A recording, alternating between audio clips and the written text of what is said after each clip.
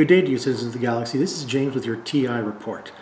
A new age has dawned and a new emperor has been crowned. And as we look forward to this new age of peace, we examine how empire has returned to the galaxy. The dark years ended with 3 great houses vying for control of the galaxy. Leading the embers of Muat was Chuck. With intensity rivaling the hottest supernova, the High Fire Warden led the Gishlai with grim determination. Leading the Emirates of Hakan was Jody. The Kiran was no stranger to making deals with shrewd precision, and his people looked to him for all matters of commerce and war. And leading the Sardak Nor was the envoy of the Queen himself. The envoy envisioned a future for his people resplendent with the latest technologies of battle. Would one of these factions lead the galaxy out of the dark years and into an age of light? Only time would tell. Space Year Round 1 began in peace, with each faction looking on at the planets surrounding them. Ambition propelled them from their home systems in the name of conquest. The Emirates quickly positioned themselves ahead of the other great houses by negotiating trade routes by the end of Round 1.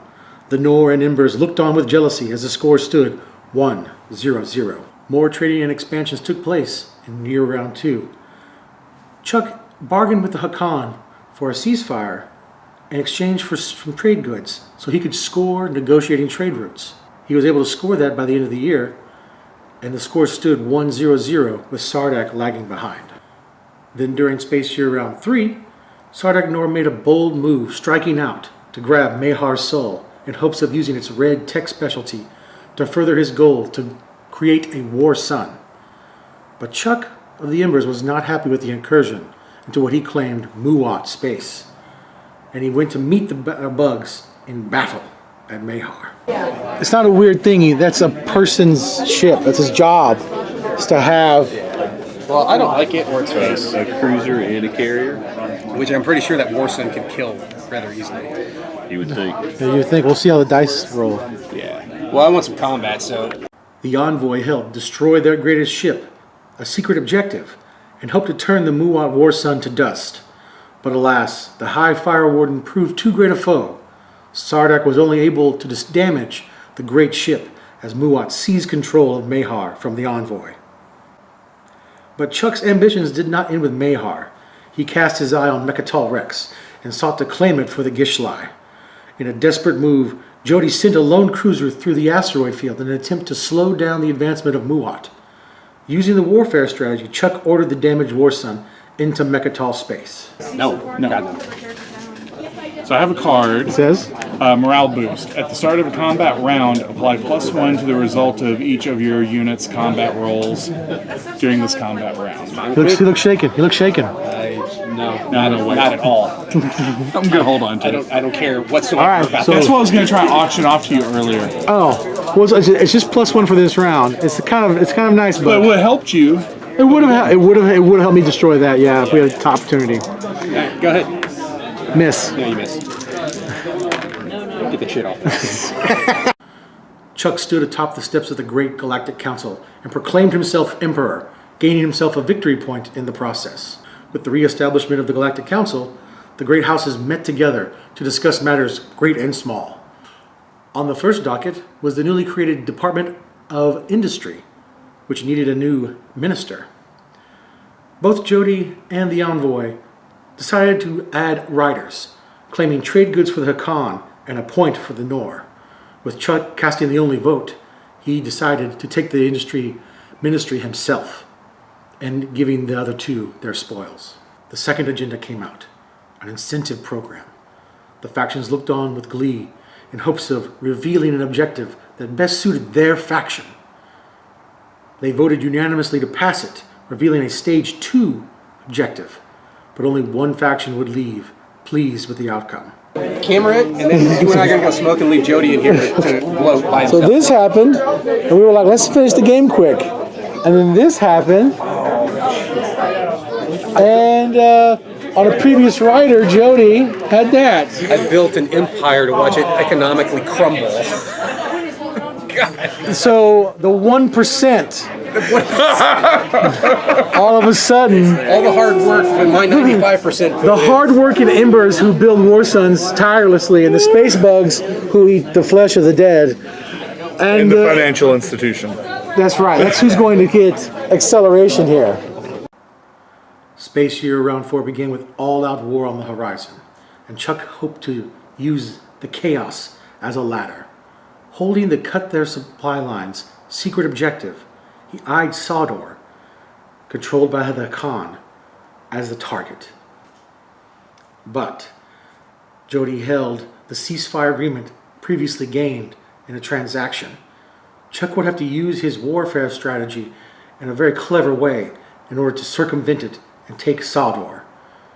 Jody looked back and forth, weighing his options. What would the Curon do? Jody, what are you thinking about right here? I'm trying to decide if I want to prevent him from moving his war sign into Sodor. Don't even know the name of your constituency. What have they done for me lately?